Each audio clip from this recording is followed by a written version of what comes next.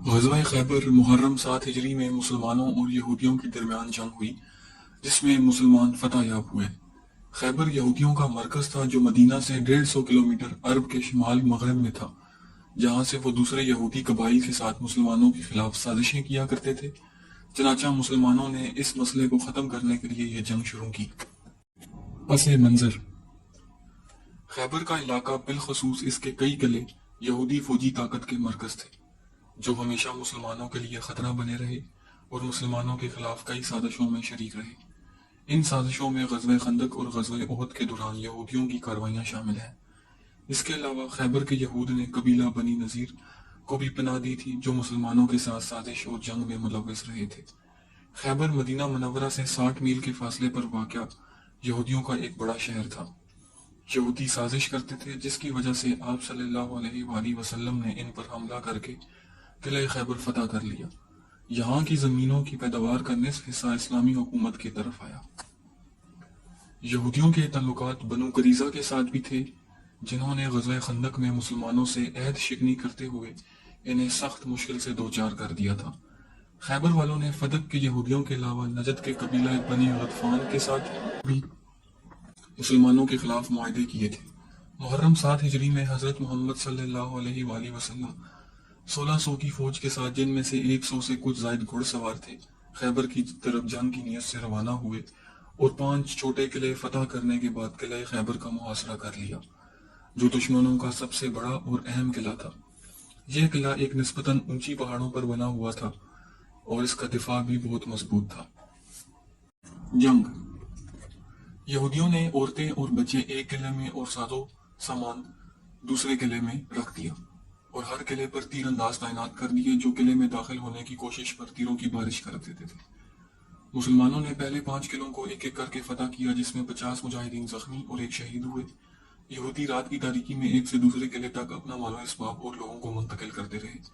باقی 2 قلعوں میں قلعہ کموس سب سے بنیادی اور بڑا تھا اور ایک پہاڑی پر بنا ہوا تھا۔ حضور صلی اللہ علیہ وآلہ وسلم نے باری باری حضرت ابو بکر رضی اللہ تعالیٰ عنہ، حضرت عمر رضی اللہ تعالیٰ عنہ اور حضرت سعد بن عبادہ رضی اللہ تعالیٰ عنہ کی قیادت میں افواج اس قلعوں کو فتح کرنے کے لیے بھیجی، مگر مسلمان کامیاب نہ ہو سکے۔ پھر آپ صلی اللہ علیہ وآلہ وسلم فرمایا، کل میں اسے علم دوں گا جو اللہ اور اس کے رسول سے محبت کرتا ہے اور اللہ اور اس کا رسول اس سے محبت کرتے ہیں۔ وہ شکست کھانے والا اور بھاگنے والا نہیں ہے، خدا اس کے دونوں ہاتھوں سے فتح عطا کرے گا۔ یہ سن کر اسحاق خواہش کرنے لگے کہ یہ سعادت انہیں نصیب ہو۔ اگلے دن حضور صلی اللہ علیہ وآلہ وسلم نے حضرت علی کرم اللہ وجہہ کو طلب کیا۔ صحابہ اکرام نے بتایا کہ انہیں آشوب چشم ہے، لیکن جب حضرت علی رضی اللہ تعالیٰ عنہ آئے تو حضور صلی اللہ علیہ وآلہ وسلم نے ابواب دہن ان کی آنکھوں میں لگایا، جس کے بعد تا زندگی انہیں کبھی آشوب چشم نہیں ہوگا۔ حضرت علی رضی اللہ تعالیٰ عنہ قلعے پر حملہ کرنے کے لیے پہنچے تو یہودیوں کے مشہور پہلوان مرب کا بھائی مسلمانوں پر حملہ آور ہوا، مگر حضرت علی رضی اللہ تعالیٰ عنہ نے اسے قتل کر دیا اور اس کے ساتھی بھاگ گئے۔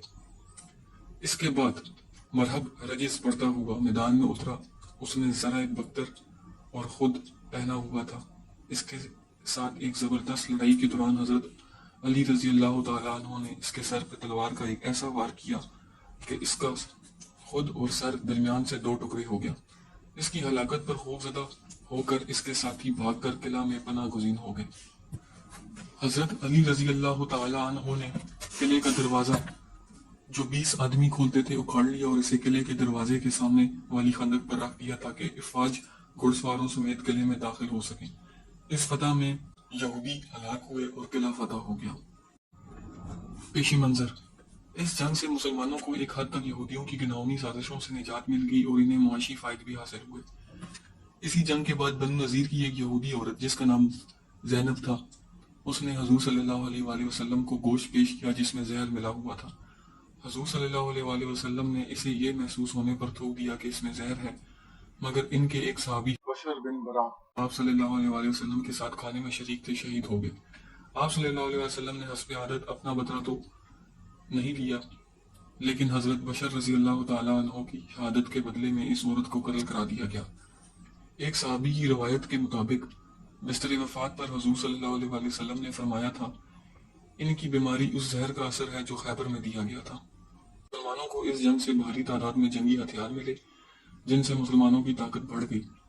اس جنگ کے 18 ماہ بعد مکہ فتح ہو گیا۔ اس جنگ کے بعد حضرت جعفر تیار رضی اللہ تعالیٰ عنہ حبشہ سے واپس آئے تو حضور صلی اللہ علیہ وآلہ وسلم نے فرمایا کہ سمجھ میں نہیں آتا کہ میں کس بات کے لیے زیادہ خوشی مناؤں، فتح خیبر کے لیے یا جعفر کی واپسی کے لیے۔ بہت شکریہ۔ اگر آپ کو یہ ویڈیو اچھی لگے تو شیئر کیجیے اور ہمیں جوائن کیجیے۔ شکریہ۔